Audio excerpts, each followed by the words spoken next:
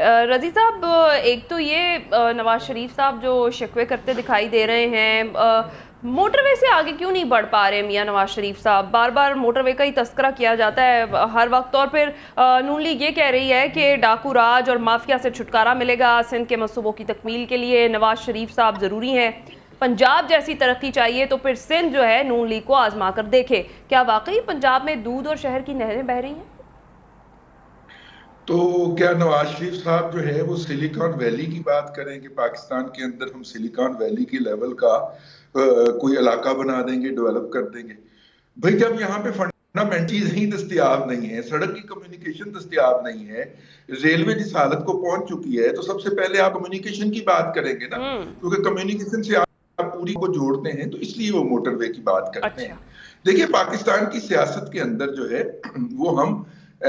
ہمدردی کے ووٹ کے اوپر ہمیشہ ٹریول کرنے کی کوشش کر رہے ہیں، سیل کرنے کی کوشش کرتے رہتے ہیں۔ 80 کی دہائی کے اندر بھی اور 90 کی دہائی کے اندر بھی آج بھی پیپلز پارٹی جو ہے،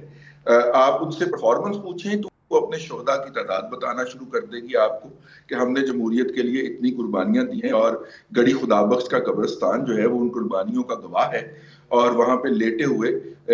جو افراد ہیں وہ اس بات کی نشاندہی کرتے ہیں کہ ہم نے جمہوریت کی کتنی قیمت ادا کی ہے۔ وہ یہ نہیں بتاتی کہ پچھلے 15 سال سے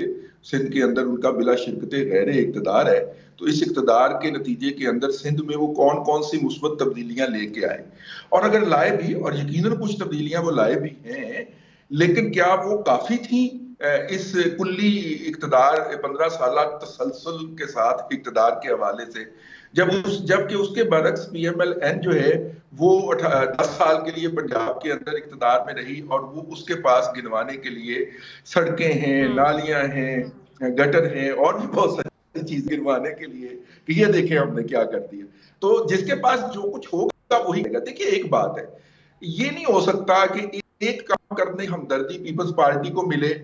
اور پی ٹی آئی کو نہ ملے، اور پی ٹی آئی کو ملے اور پی ایم ایل این کو نہ ملے۔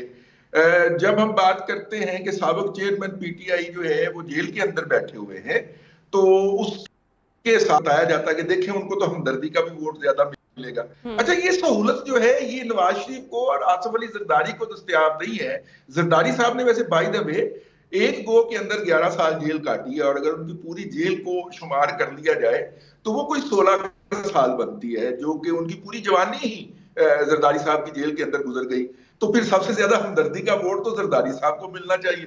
میرا خیال۔ اور لیکن زرداری صاحب کے چیئرمین ہوتے ہوئے ہی پنجاب اور کے پی کے اندر سے پیپلز پارٹی کا صفایا ہوا۔ اگر ہمدردی کا ووٹ ہی ہم ایک سٹینڈرڈ مان لیں کہ آپ اپنی مزریز گنوا کے اپنے ووٹر کو اپنی طرف لیور کر سکتے ہیں، تو زرداری صاحب کی موجودگی کے اندر پنجاب کے اندر جو اس وقت پیپلز پارٹی کی حالت ہے یہ ان کے سامنے ہوئی ہے نا جی، ورنہ اس سے پہلے تو ایک کنسیڈریبل فورس ہوا کرتی تھی پیپلز پارٹی